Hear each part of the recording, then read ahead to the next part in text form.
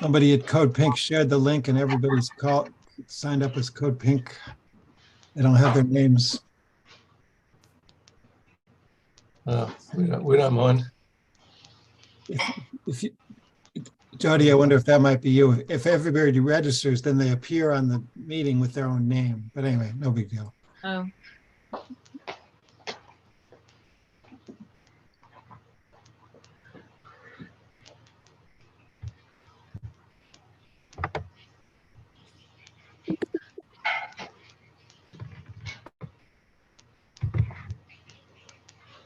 Hi, ready, Marcus.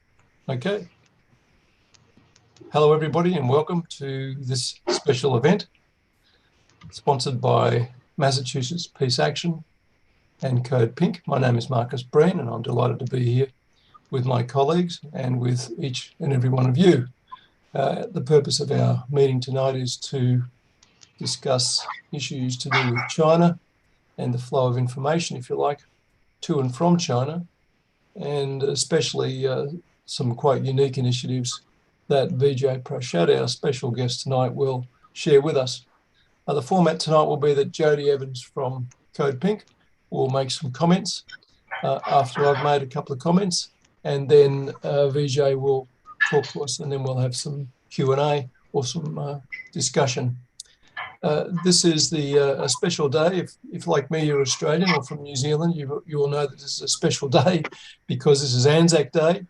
And by Anzac Day, I mean the Australian-New Zealand Allied Command that fought together as part of the British Empire in World War I, starting in 1914, a little shakily at first. There was a very powerful effort to stop the war and stop conscription to the war, which was ineffectual in the long run.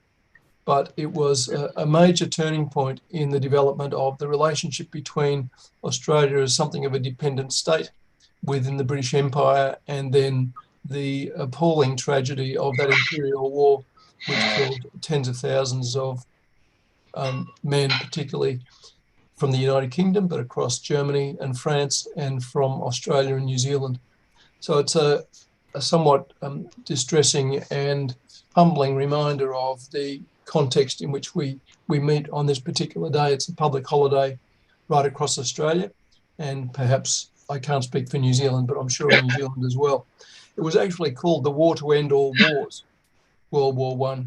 And it's somewhat sad for us to say that from MAPA's perspective, here we are again as those seeking to advance the cause of peace, to have to be meeting under the clouds that seem to be gathering on the horizon. So we'll do our best to put those clouds away and move forward with developing our topic and our discussion for this evening. So without further ado, I think I'll hand over to Jodie and give her the floor or the screen and leave it to you. Thanks, Jodie. Thank you, Cole, and thank you, Marcus, and thank you, Vijay, for joining us today. So for those of you who don't know, which I can't imagine there's any of you, but Vijay Prashad is an American-based Indian Marxist historian and commentator. He's written over 20 books and makes himself available globally to disrupt and dismantle the propaganda that is spewed from the capitalist warmongers all day, every day, 24/7. He's also the founder and executive director of Tricontinental, the Institute for Social Research, and chief editor of LeftWord Books, and a senior non-resident fellow at Chongyang Institute for Financial Studies, Renmin University of China. Vijay is also one of the founding members of No Cold War and continues to help us out of the empirical, toxic waste of information to make a bridge that is human and informed as the US empire dies all too slowly. Vijay, thank you so much for being with us today. And I'm really excited to hear more about this amazing project that you created with your counterparts in China. You know, we've been together on this road, us declaring China's not our enemy, and you starting no Cold War for over 3 years now. And I think we recognized then there was absolutely no information that we could get that was anywhere close to real coming out of China. So our friend started the dongshengnews.org. I'll put it in the chat. If anybody isn't subscribed, you should. It's 2 minutes a week on what's happening in China now. But now, Vijay, you're taking us deeper into the conversation, the critical debates that are happening in China that we don't have access to because they're in Chinese. Please tell us more about this partnership and how you made it happen. Well, firstly, Cole, thanks a lot for assembling us together. It's precious that you saw the email about Wenhua Zongheng and you said, let's do an event. So thanks a lot for that. I think that's how it began, this particular event. Jodie, I mean, come on, you and I have been together on so many different journeys. I must say, I'm happy that there's so many people, Jodie, with the name Codepink in front of me. There's something pretty stunning about that because, if you think about it, if people don't say no in a country like the United States, it's extraordinary what can pass as normal. The political class in the United States is so goddamn mediocre that they set the terms for reality. I mean, for God's sake, Marco Rubio, Ted Cruz, these are the intellectuals of the political class. And I don't use the word intellectuals ironically. I'm using it literally. They are on the news. They set the terms of debate and discussion. There was an earlier era when Jesse Helms set the terms for discussion about the United States policy on Cuba. You'll remember 1994, the Helms-Burton Act. It was Jesse Helms.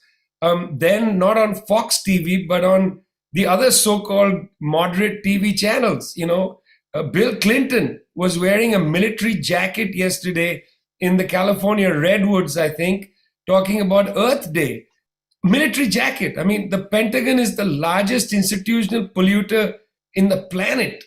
And that's the character of the political class. So if you're not organized into something like Codepink and you're not disrupting, the mediocrity that sets the terms for the discussion, you might as well say it's over. It's over.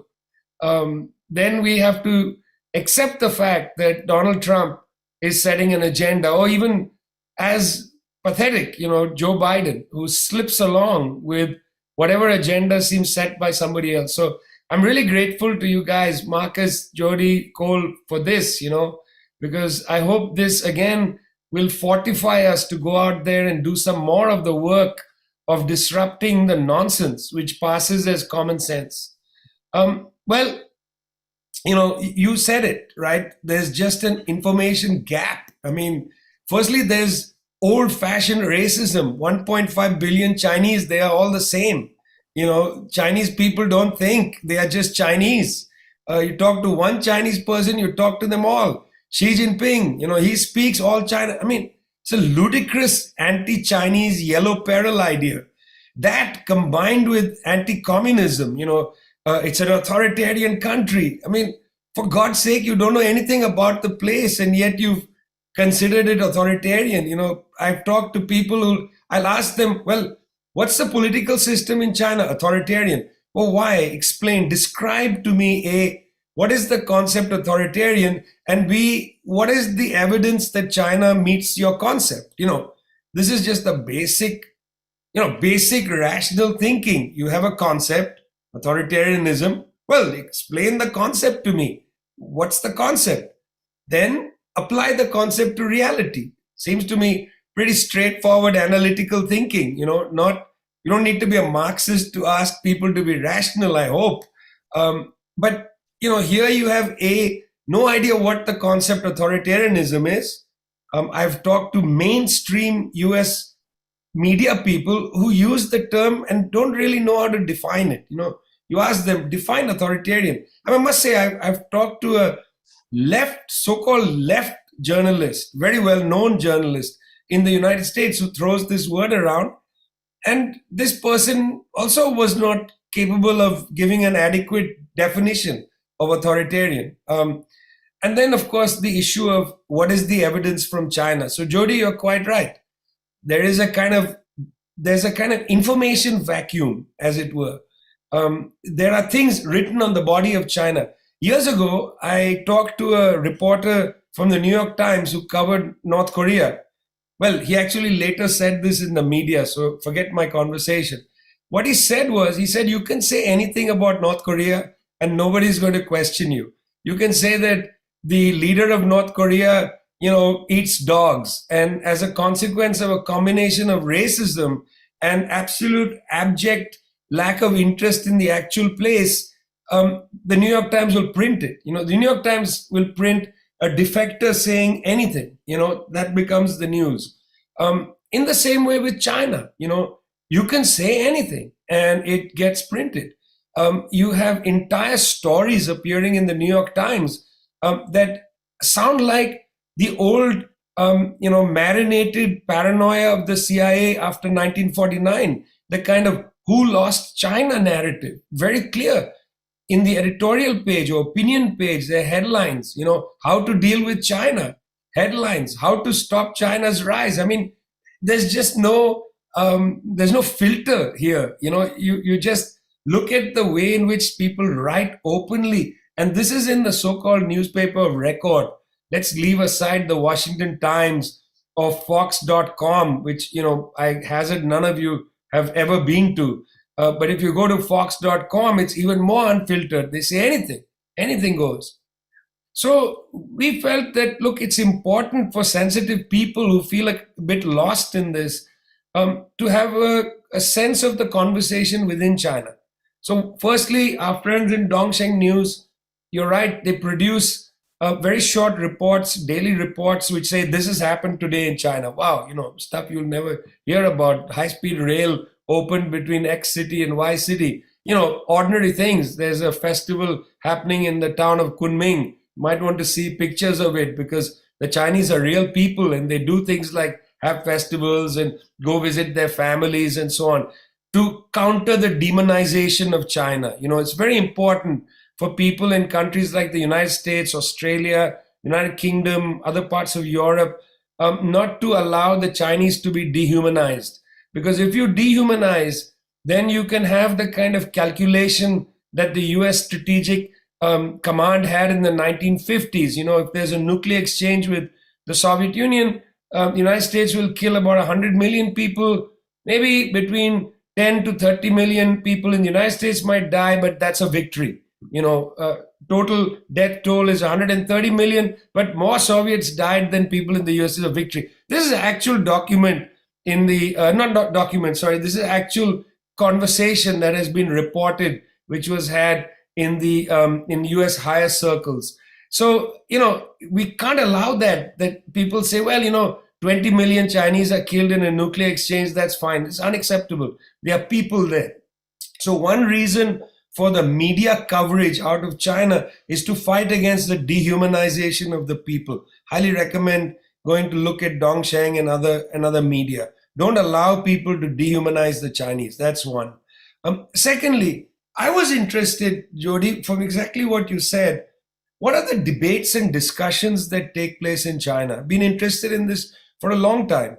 And I must say, at one level, the US Academy has failed on this score, that US scholars, most of them political scientists on China, more interested in the question of how is the Chinese Communist Party to be dealt with, or will China collapse, or, these are security, quote unquote, security paradigm issues. They're not seemingly interested in what are the discussions in China. If you go back to the old China studies, like I was mentioning to Cole, Jodie, and Marcus earlier, that at Harvard University, John Fairbank, for instance, who in fact trained in Tsinghua University before coming to take up his position at Harvard, was actually interested in what are people in China thinking? What's the intellectual history in China? So until his retirement from Harvard in the 70s, he in fact built a school of study which was quite serious about the culture and intellectual life of China. I might not agree with everything Fairbank wrote, but nonetheless, his interest cannot be doubted.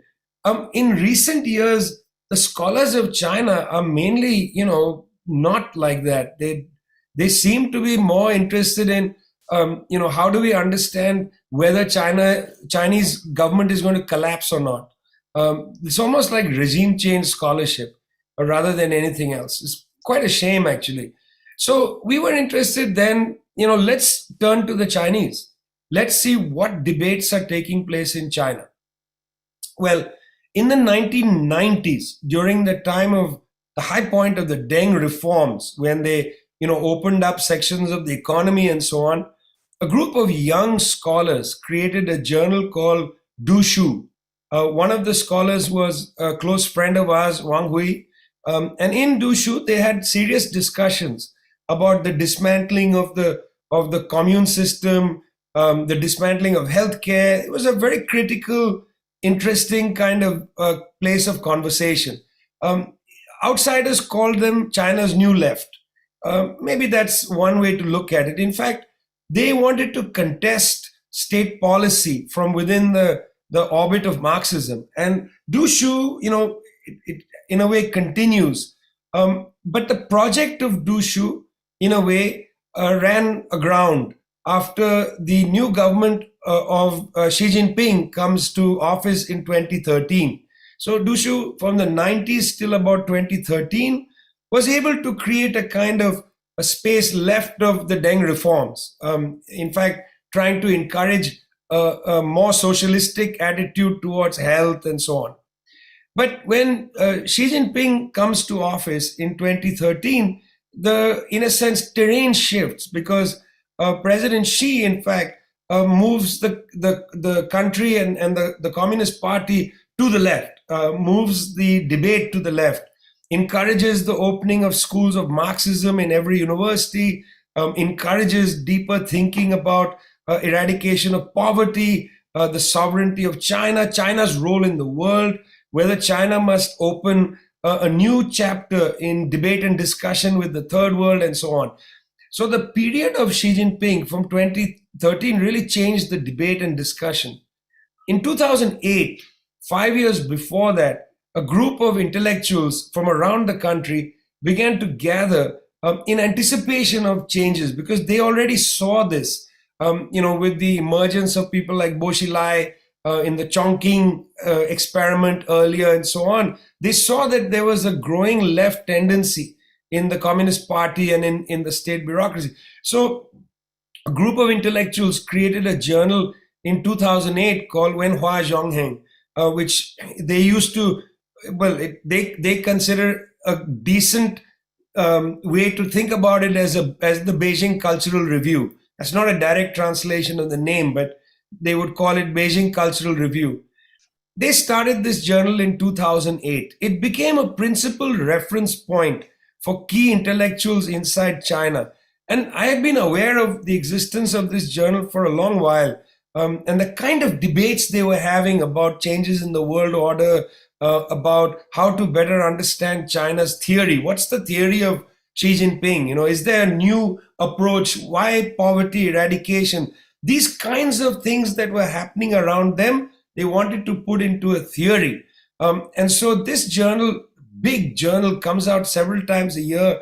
And I was interested. I don't have that kind of Chinese. There's no way I would be able to follow the debates. But when I went to China, I would talk to people and people involved in this, including Wang Hui, and, curious, what are the kinds of debates?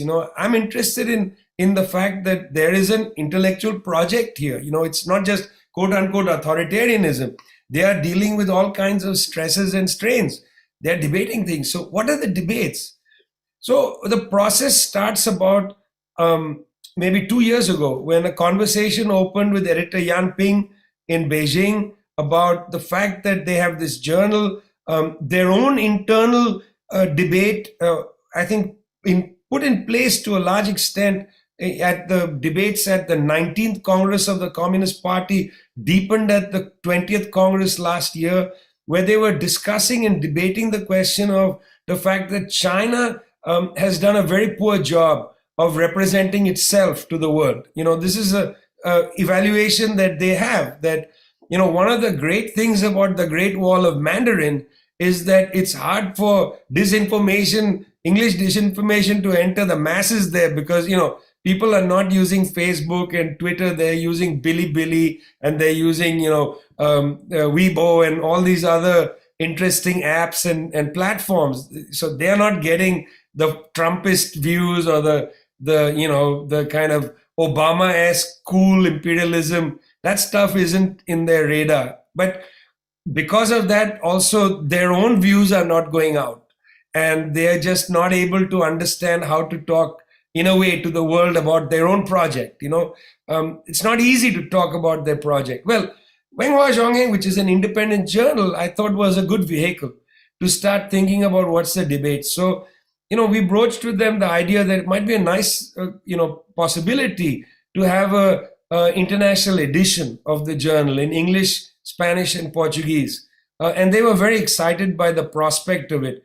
So we, built an idea to have several issues a year, much slimmer than their very large journal. We're going to take 3 articles from, for each of our international issue. And these 3 articles will be things that we select in collaboration with them, but actually we selected, that is to say, Tricontinental, Dongsheng News, we're working together with Wenhua. We select the articles, they are translated into English, Spanish, and Portuguese, and then they are available for free on our website for download. And in fact, if you want, you can even, it's available, you can print it out. You can go to your local copy shop with a thumb drive with the PDF, and it's a very slim volume. You can print it, it prints really well. It's a pretty easy read.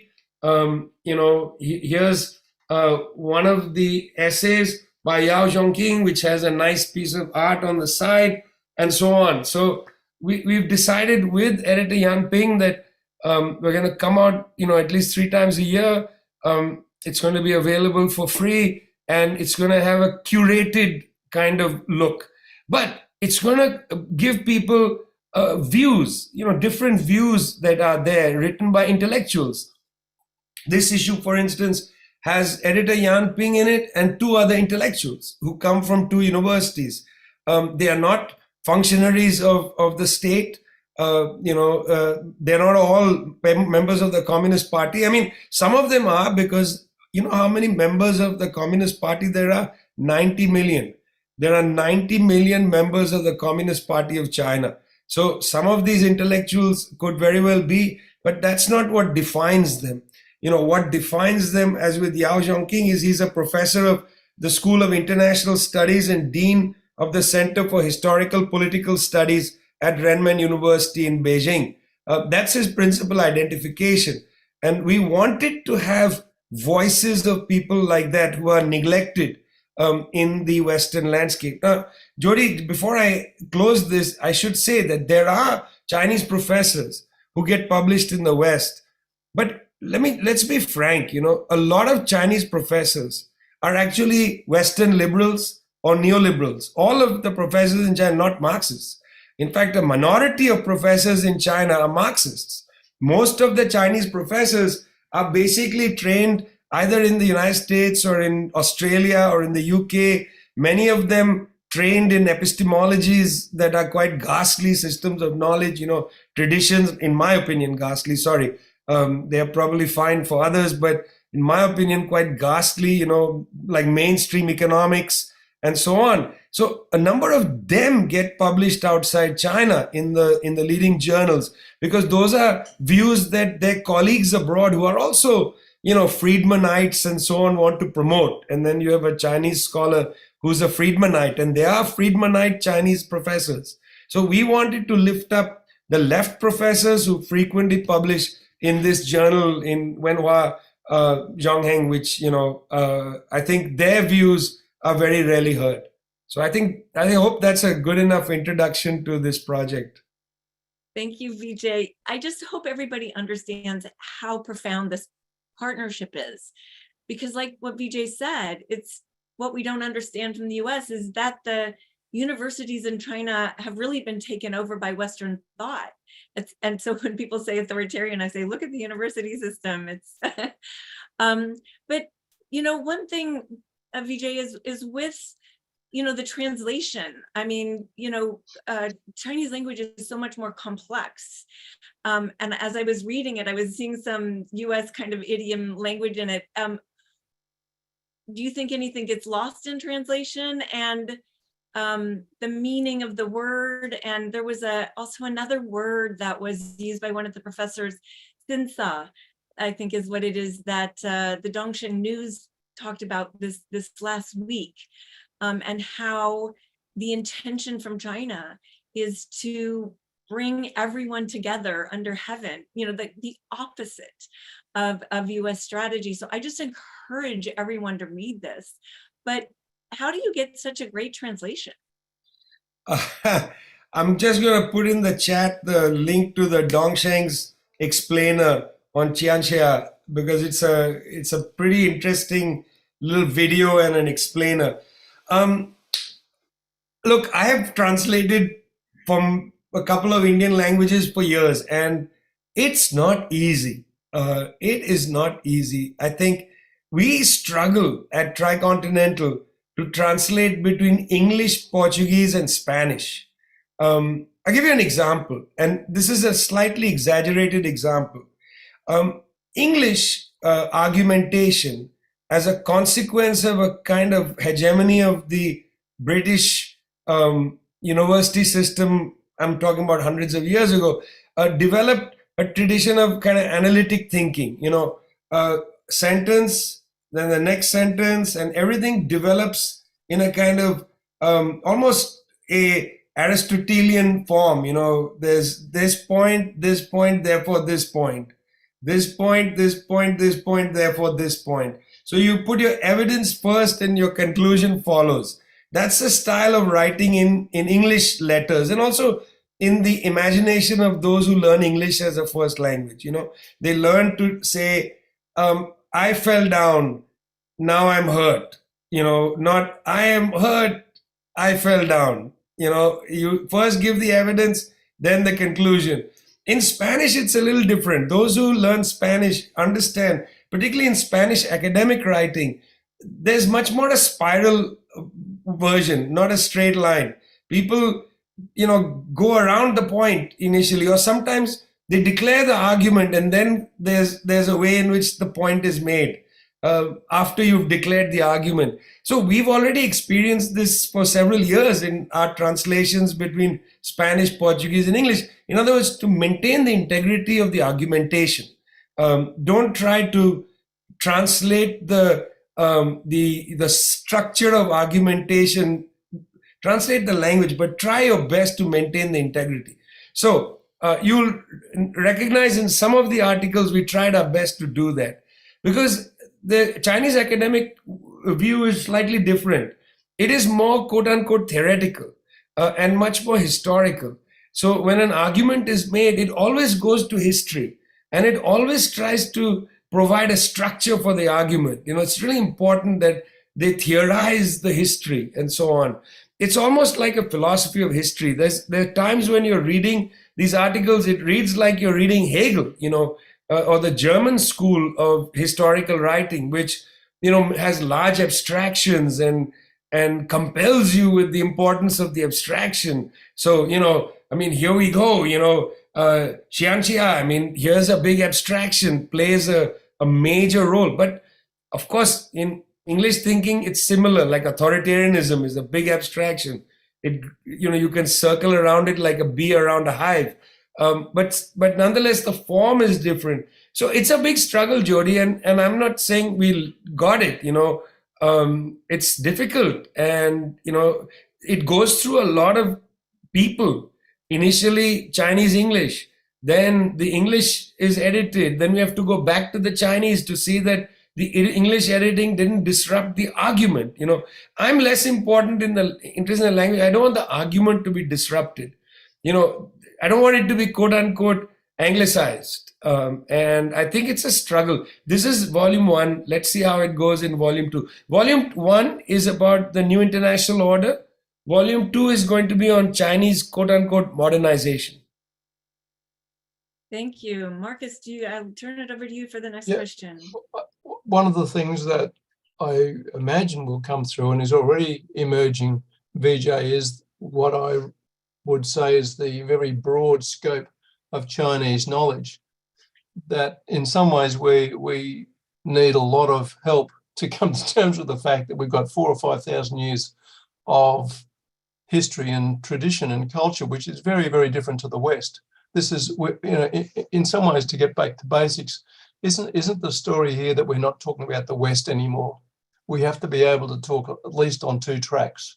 We have to be able to talk about our own reality, and we have to be able to talk about this other one, which is not, if you like, a more philosophical orientation. It's not Judeo-Christian. It's not Western. It's not Enlightenment. I mean, it has some of those elements, but it is really very different. And when that's sort of like, it involves some work. It's interesting, Marcus. This afternoon, I spent a couple of hours talking to Noam Chomsky. He and I have these regular, coffee chats where I just am trying to get him to tell me as much as he can about his life.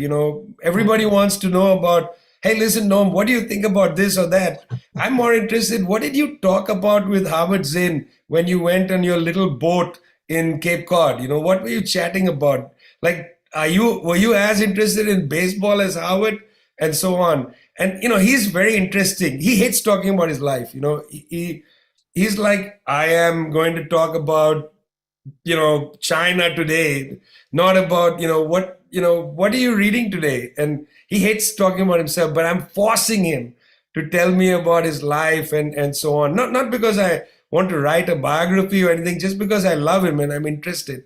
But anyway, today he told me an interesting thing. He said, I asked him, hey, listen, what did you actually think about Henry Kissinger? What is your actual view on Henry Kissinger? And he just let loose, on Kissinger. But he said something interesting to me. He said before Kissinger entered government, he had, of course, academic writing.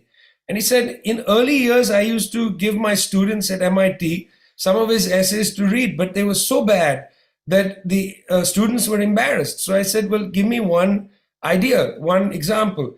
And he said there was an essay he wrote called The Prophet and the Statesman, where he basically said in Western culture, there's the Newtonian revolution. So Western people have effectively a kind of rationality. The rest of the world didn't have the Newtonian revolution. So for instance, when you bomb the people in Vietnam, they don't think it's bombing. They just think it's like a hurricane. This is an actual essay apparently, I haven't read it. This is what Noam was saying, by Kissinger. Now, fascinating, and I'm going to go and look for the article later. But you can see how parochial that argumentation is, and this is from a man who actually deeply admired Mao Zedong, deeply admired Zhou Enlai. In his writings later, Kissinger basically says that Mao is one of the geniuses of our time. It's very interesting how Kissinger was completely turned around by his interactions with the Chinese. Anyway, just getting back to the intellectual dimension, it's interesting how parochial we can be sometimes. And so when and it's even actually to some extent untrue, Marcus, because you can see the best scholars in the North Atlantic states, including the United States, do have a long historical understanding. People in the US, serious scholars don't start, with the Pilgrims arriving at Plymouth Rock. They go back to, what was happening in England beforehand, what was happening in Europe. I mean, there is a long history to the people who migrate to the United States. There's a long history, and some of the old cultures are brought to the US. To understand, for instance, US foreign policy today, you have got to understand the concept of manifest destiny. For that, it's twin concept. It's 200 years of the Monroe Doctrine. I know Codepink is going to do a big event the end of April, I believe, Jodie, about the Monroe Doctrine. Well, if you start looking at the concept manifest destiny, it has in it a lot of Christian Protestant thinking, right in the middle of that term. For that, one has to go back to England to try to understand what was the nature of the Protestant disputes against the Catholics. Might have to even look at some of the Lutheran writings to get some of this destiny idea. In other words, it's not like the United States is absent a long history, but we don't do that. We sort of sit with, what did Bush say or what did somebody say? You got to understand the culture as well. And in an interesting way, the Chinese scholars have always been interested in this. What is the deeper cultural orientation of certain shifts and moves and so on? And there's a debate going on in China, which I'm very happy to say, and I'm actually quite proud to say, that the Chinese journals have allowed me to enter that debate. I'm allowed to intervene and argue against this line of argumentation. And this is the argumentation that suggests that the developments in China are happening because of Chinese civilization, not socialism, that the advances taking place are civilizational. Well, I've been writing in the Chinese journals arguing this is not correct. In fact, Chinese civilization could have led you to where India is today. We could have not eradicated foot binding, for instance, or feudalism in the countryside. Much of the increase in the human capacity in China today is due to the fact of the revolution. If you compare India and China, both in a sense free in 1940s, India 47, China 49, the comparison between the two is stark. In India, rural democracy is not available. In China, it's there. And I've witnessed it. I went with my mother as a young person to China first in the 1980s. We went on you can call it a state tour or whatever of the countryside. And I was struck by how little rural poverty there was compared to India. You can't compare China with the United States. It's an absolutely ridiculous comparison. You have to compare China with India. These are apples and apples. US and China, apples and oranges. So in that sense, their long perspective that they have is very valuable, and it's part of the way they argue. So you'll see in some of these arguments, when they talk about China, they go back to the Ming Dynasty and they draw a line and they try to understand developments from the Ming. They try to understand, the question of statecraft. What does it mean for a state to exist and so on? They're not going to John Locke. They have earlier traditions that interest them and so on. So I think you're quite right that there is a much longer scale of inquiry and interest and so on, which, I think there's something to learn from that, is what I'm trying to say, that it would be interesting for people in the United States as well to take seriously the fact that it's not easy to move foreign policy if you don't understand your culture.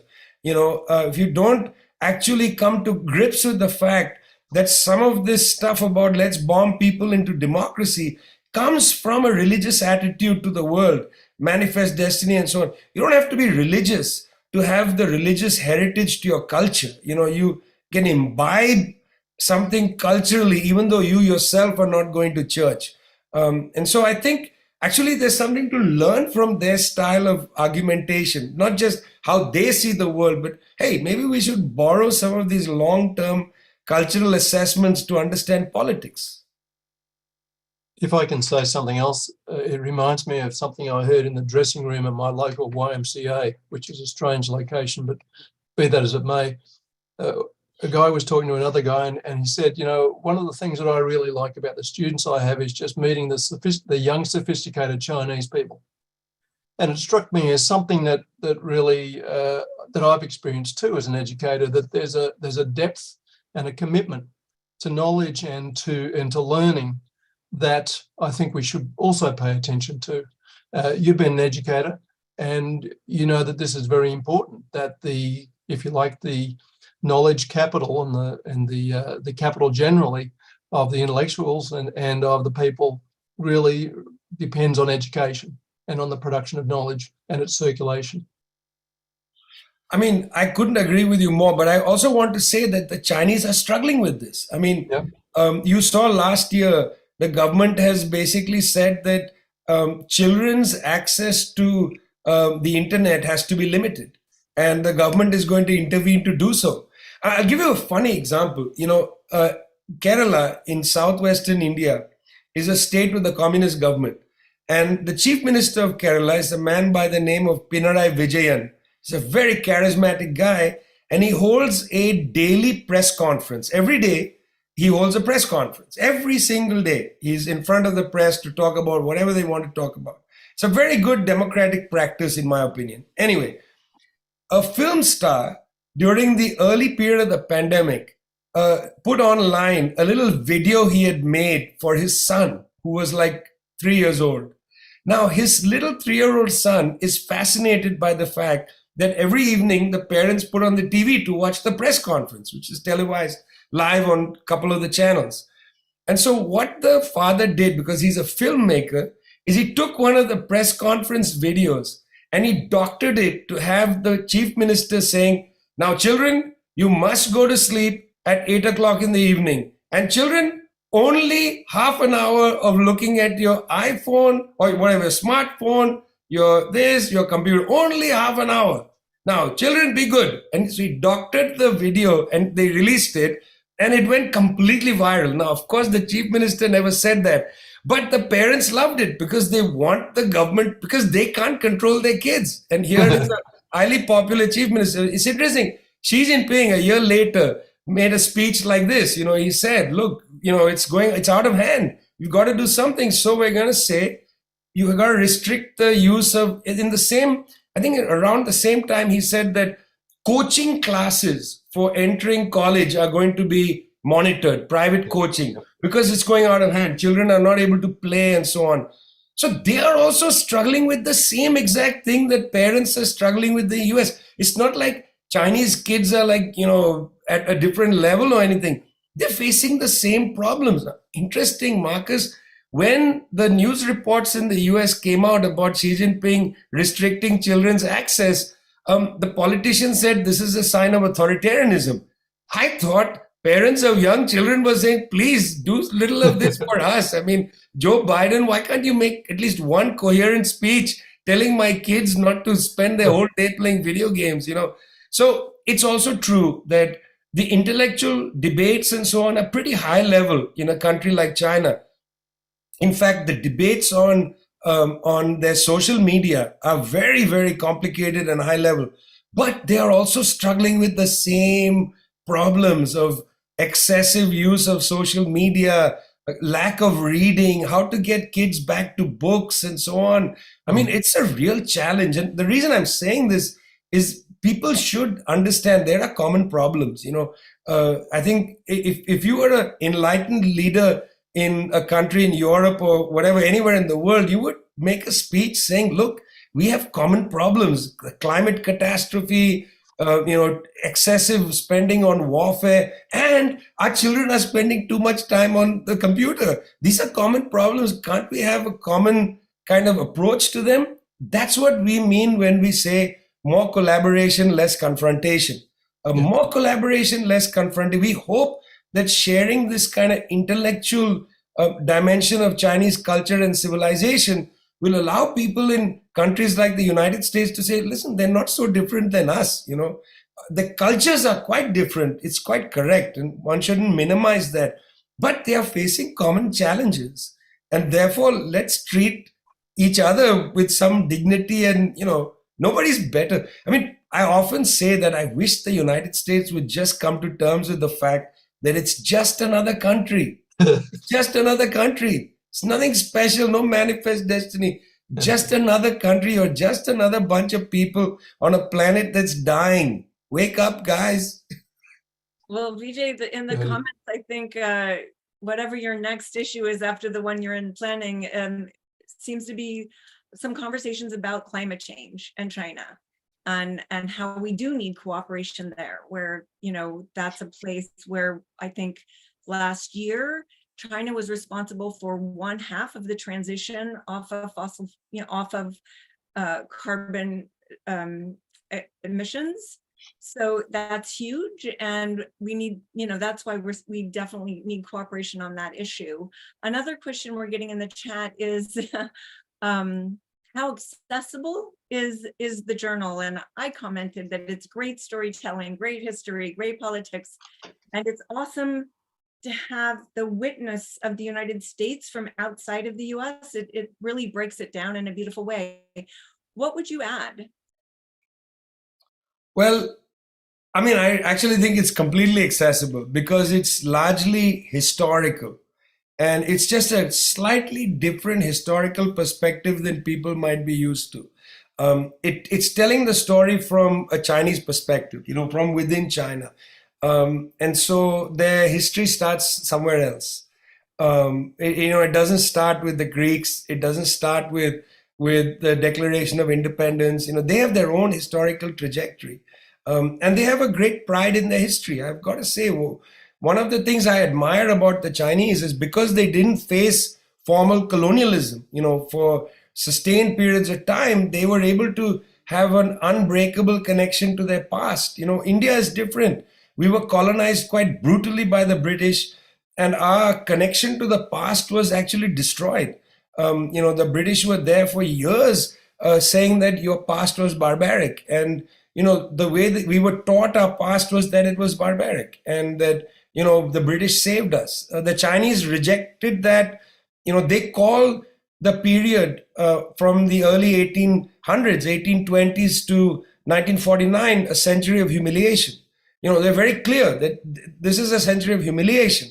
They don't see this as a great period of, thanks colonialism, for bringing English language and so on. In India, on the other hand, there is a kind of break with the past, and the pride in the past, unfortunately, now has appeared from the right.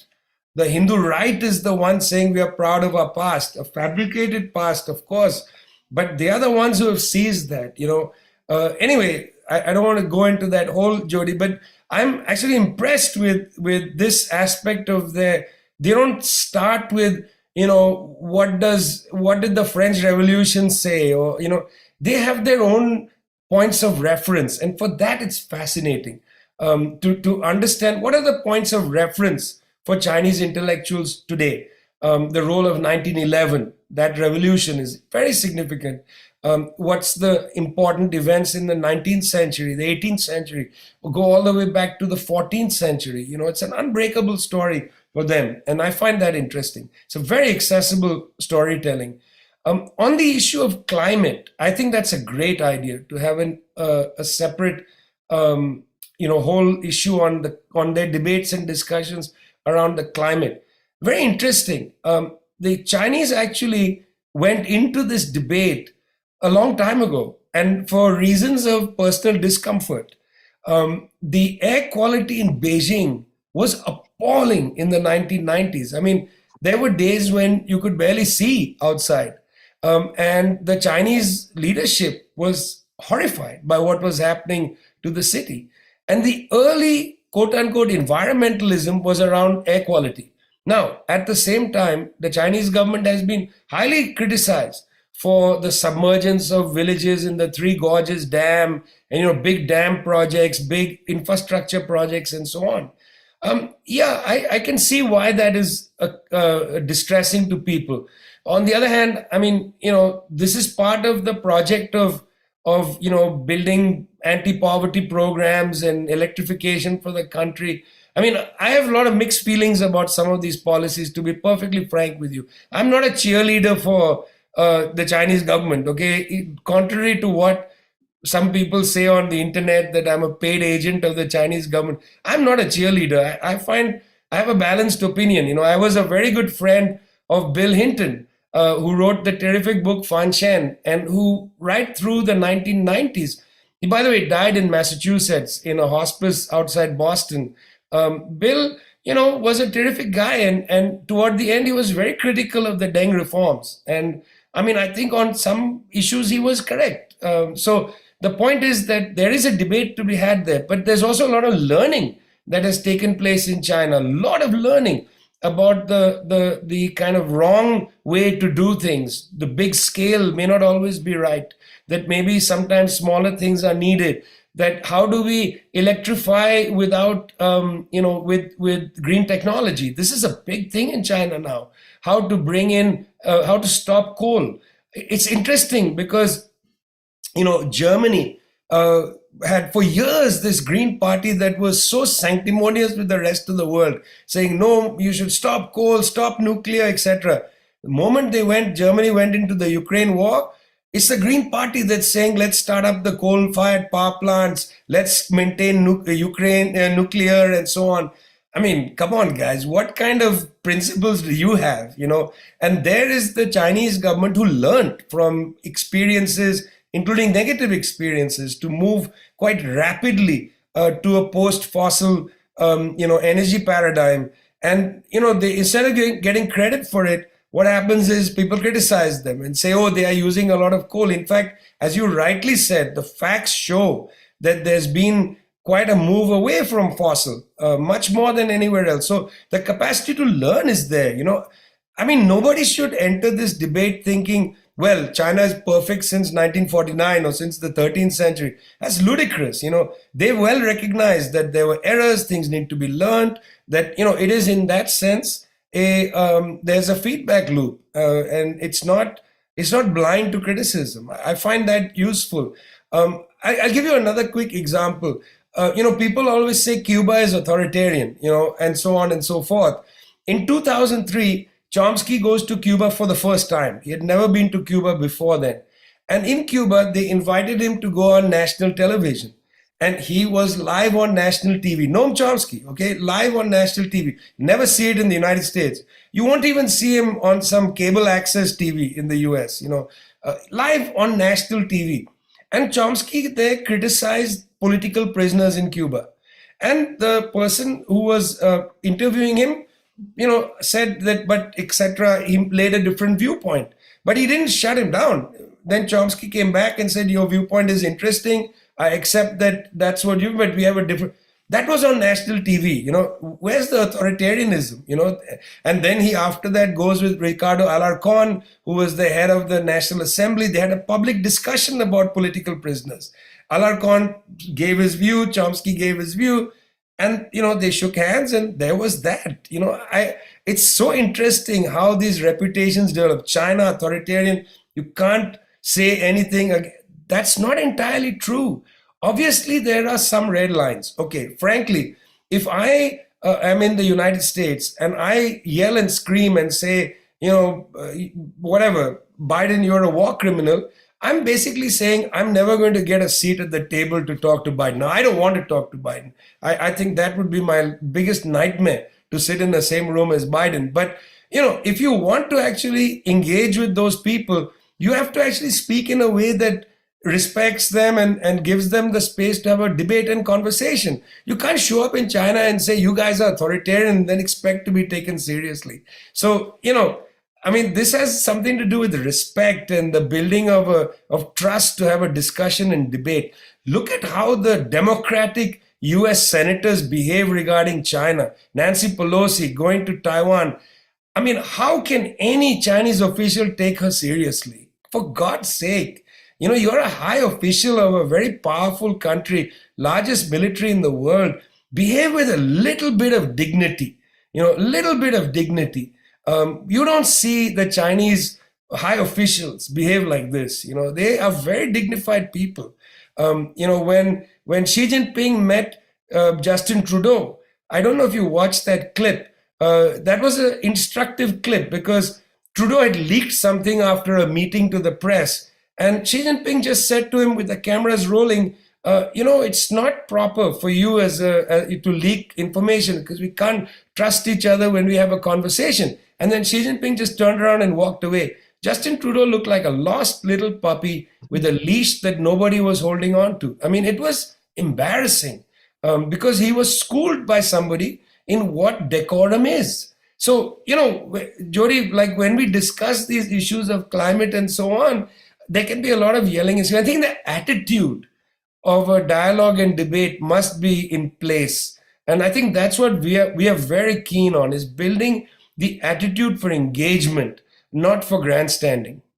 Well, and I think, we're looking for diplomacy from the leaders, but I think what you're doing is diplomacy. The tone of reading these authors, the tone is that it's communicative, it's not what we're used to in our media. It's so human. It's so kind and instructive and supportive. And I think we're just not even used to getting that in any of our journalism or our media. So I think that is another reason to read this, and just to read the tone of how we look at this moment. And one of them is about, China and this worldview about, like, how do we get to peace? I read it that way, being a peace activist. How do we get the whole world to peace seems to be a concern. And I thought it was interesting that foreign policy headlines today said, why Lula's visit to Beijing matters more than Macron's. So I think another thing is that looking at the United States from outside the world, and I know you've talked about this a lot, but maybe if we can finish on, what's happening in the world and how the values of China have been partly responsible for this capacity to create another ballast against the US, as he said, the rules-based order that are based on the rules of 330 million against 7 billion on the planet. So if we could, finish there. Yeah, Editor Yan Ping in his piece has a subheading which I want to emphasize. He says, China's historical destiny is to stand with the third world. That was an interesting line. I thought that was interesting. What could he mean by that? Firstly, what I find interacting, and for many years interacting with Chinese intellectuals, I find it instructive that China considers itself to be a developing country. Even now, even though it's such a big and thriving economy, they consider themselves to be a developing country. In the debate around what is China, a large number of intellectuals consider it to be a socialist project. I know that there's a debate outside China, is it socialist and so on. That debate has never interested me. I'm more interested in what they're doing, and how they're able to improve the dignity and capacity of the people. The fact that they've eradicated poverty, for me, call it socialism, call it anything, that is incredible. I come from India, a country with hundreds of millions of people still in wretched poverty. And so the fact that a government is able to eradicate 100% poverty, it's extraordinary. I bow my head to them. It makes me want to cry. What Lula did in his first 2 terms, and Dilma Rousseff as well in Brazil, extraordinary. The U-turn under Temer and Bolsonaro, the increase in poverty just shows you what a difference humane policy can make. It's pretty incredible. That statement from Editor Yan Ping, Jodie, why I emphasize it, because I think the Chinese have increasingly started to take the South very seriously. They take Lula very seriously. They're looking seriously at what's happening in Africa. I did a report, my Globetrotter report last week, on the Japanese diplomatic blue book, which they released this year, 300 pages of their assessment of the world written in Japanese. Of course, I read the whole thing with a translator. Very difficult to go through the whole text, but I wrote a very short 1,000-word piece, which was put out by Globetrotter on essentially how the Japanese see it. And interestingly, for the first time in their diplomatic blue book, they have a whole section on the importance of the global South. In fact, Prime Minister Kishida is going to travel to Africa before the G7 meeting, this summit, which will be held in Hiroshima, of all places. The G7 this year meets in Hiroshima. But he will go to a number of African countries beforehand, to go and basically contest Chinese power or the Chinese authority or whatever you call it. But China has really paid a lot of attention to South America. Yesterday or day before yesterday, Honduras President Xiomara Castro made a statement saying, she feels that there's an attempt to overthrow her government in the same way as the US overthrew her husband in 2009, Mel Zelaya. Xiomara Castro was saying the reason is because we have made trade agreements with China. And so, the issue of China's destiny is to stand with the third world. It's a very interesting concept, because I think this is where the Chinese think is the hope to build an alternative world. In other words, they are very interested in building and strengthening multilateral institutions. When they say the United States should not be the determiner of the world, for the rest of humanity's time, what they don't mean is that now China will take over. We'll go from the Washington consensus to the Beijing consensus.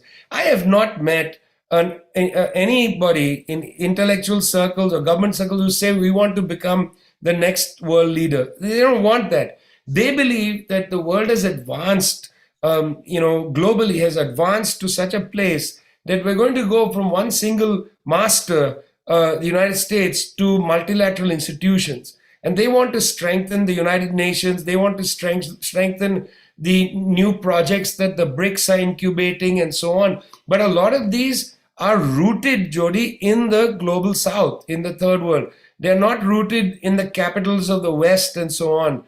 Largely because I think the West has deeply miscalculated ever since the Russians entered Ukraine. I think there's been a great miscalculation.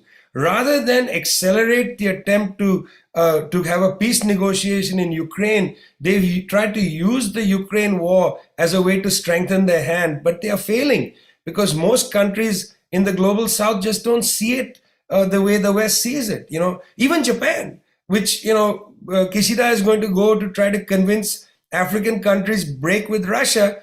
Meanwhile, Japan has increased its investments in Sakhalin Island. It's increased its purchase of Russian energy. So how is Kishida going to go to Namibia and say, cut ties? The Namibians are going to turn to him and say, what about your purchases of Sakhalin 2 infrastructure? Why haven't you cut that? I mean, it's ridiculous.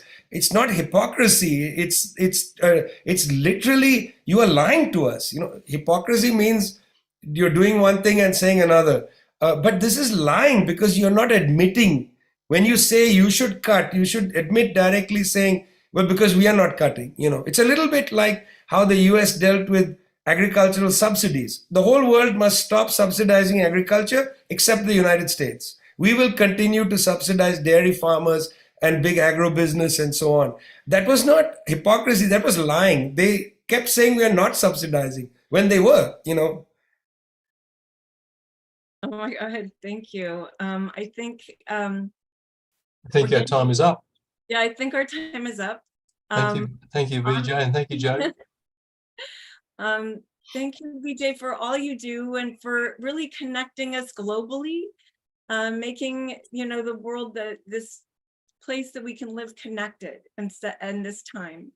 So I just want to say I'm off to Diane Wilson, co-founder of Codepink, is winning the Golden Prize tonight. So I'm going to celebrate with that unreasonable woman and just want to end with reminding us to be unreasonable, to, like with Vijay's voice, to not step back at any moment. This time in history requires us to speak up for peace, to speak up for the interconnection of the planet we live on, speaking, of climate change. We're all connected, and war is never the answer, and it is not green. It is destroying the planet if we don't end war. It doesn't matter what else we do. So Cole, Marcus, our partners, Mass Peace Action, Codepink loves you, loves this partnership. And Vijay, thank you for everything you do. And this is an amazing project. If everyone can please share it, it's amazing. Yep. It's historic. Thank you, Vijay. Thank you, Jodie. Thank you, Cole, for keeping us together. And thank you, everybody, for being here. Until next time.